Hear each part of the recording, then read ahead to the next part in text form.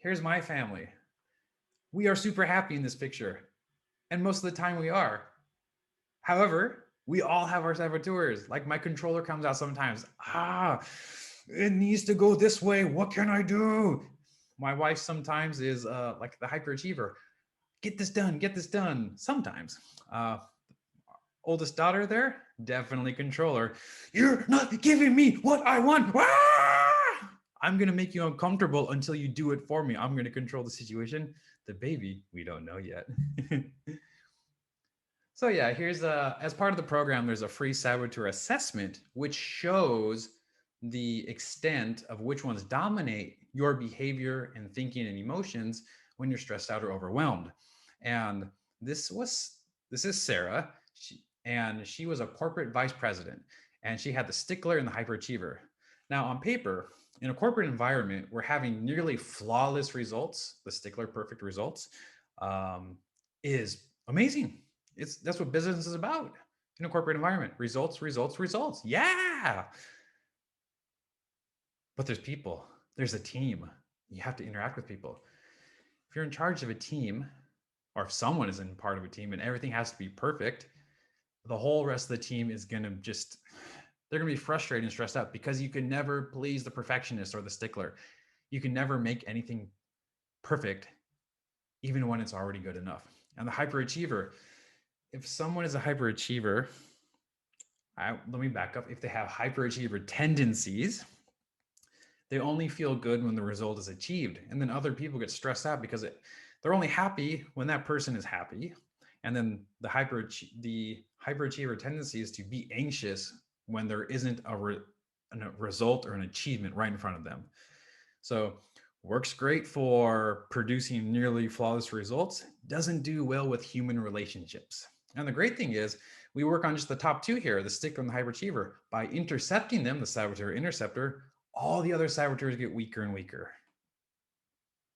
So the 10 saboteurs and 5 sage powers. The saboteurs motivate you through negative emotions: fear, stress, anger, guilt, shame, insecurity. We're so used to it. Fear, fear. It's powerful. And it's very motivating. It's very motivating. The saboteurs basically say, guess what? I'm going to use your limited willpower to push you through what you want with fear, stress, anger, guilt, shame, and insecurity. You're going to use so much energy with these emotions that you're going to have to force yourself and push yourself to achieve your goal or have what you want, the relationship you want, the job that you want, whatever it is you want. Basically, they push you and exhaust your limited willpower and energy. The sage motivates you through positive emotions, empathy. Oh my God, I understand you. You understand me? I can trust you. We can move forward. Curiosity. What's going on? Creativity. New ideas. Oh my God, we can do something new. New experiences. Let's go on that trip. Oh my God, I never thought of doing that. We can make money this way. Oh my God, I can have this fantastic date night with my spouse by doing this, by asking that person for help. Woo! Passion and purpose. We want passion and purpose in life. So the sage, who we really are, these are the powers, they pull us towards what we want. They pull us towards what we want. And we feel amazing. So yeah, the saboteurs might generate success. Definitely. There's no denying how powerful fear is, or shame, or guilt, or insecurities. To avoid those, we will push ourselves.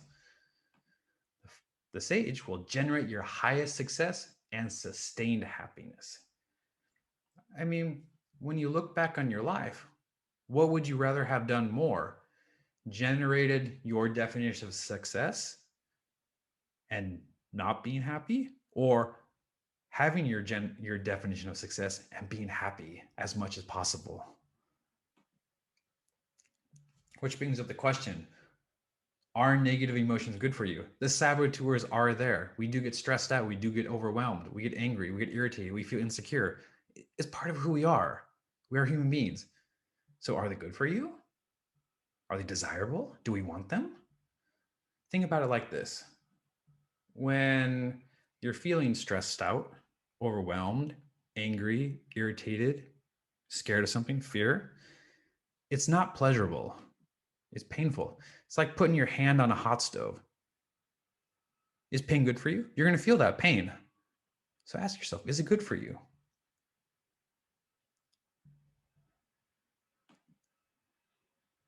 And the answer is negative or undesirable emotions.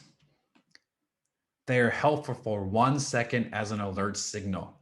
So we as human beings have these emotions. They're there for a reason. It operates as an alert signal that something's up. It's like putting your hand on the hot stove. It's hot. You can do something about it. Would you keep your hand on the hot stove and stay in these negative emotions? Probably not. You'd be so focused on how much it hurt, you wouldn't be able to see clearly. And you're not going to respond with empathy, curiosity, creativity, or laser focus action. You're just going to go, ah! That's what's going on in your mind when the saboteurs take over. You're frozen. They take over. The real you is no longer there. If you're experiencing negative emotion, you're in saboteur mode. So that's the saboteur interceptor. The sage muscle, who you really are. So what is the sage? What is the sage? Who you really are. A little abstract. Let's make it a little more practical and understandable. So the sage lives in the region of the brain associated with positive emotions, peace and calm, clear-headed focus, creativity, the big picture, and operates from the sage perspective, which I'll get into in a second.